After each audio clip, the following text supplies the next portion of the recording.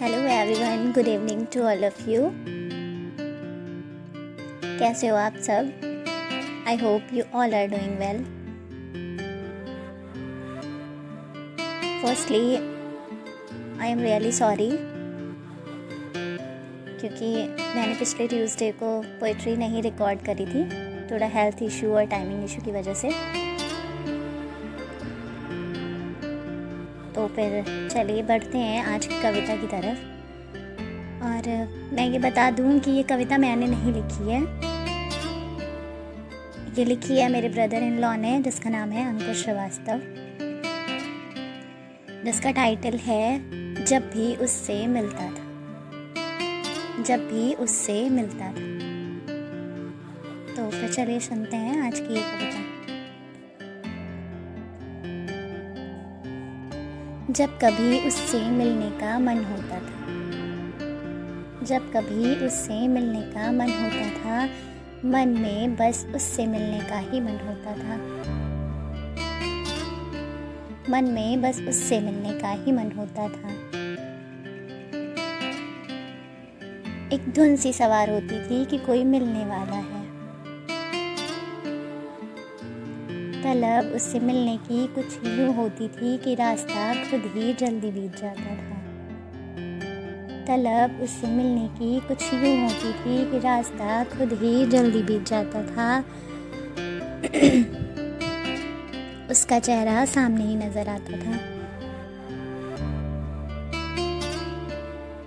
उसके शहर तक जाने की घड़ी बहुत तेज चलती थी,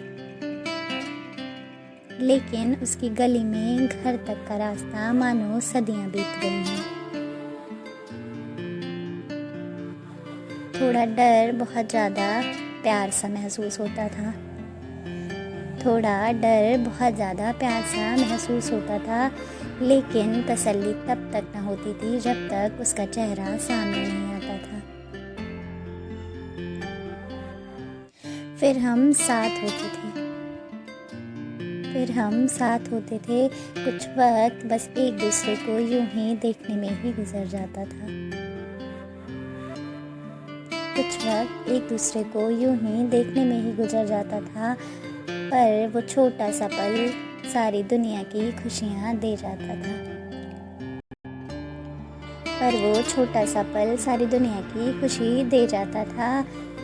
खुशी उसके चेहरे पर भी बहुत दिखती थी, प्यार बहुत ज़्यादा आता था। खुशी उसके चेहरे पर भी बहुत दिखती थी, प्यार बहुत ज़्यादा आता था, पर वो बोल नहीं पाती थी। पर वो बोल नहीं पाती थी। कुछ यूं ही करके दिन ढल जाता था। फिर एक समय उससे दूर होने का आता था, मानो सब कुछ छूट सा रहा हो। मानो सब कुछ छूट सा रहा हो। बोलती बंद सी हो जाती थी दोनों की। आंखें भी नम होती थीं। कभी उसकी और उसकी आंखों का सवाल यही होता था।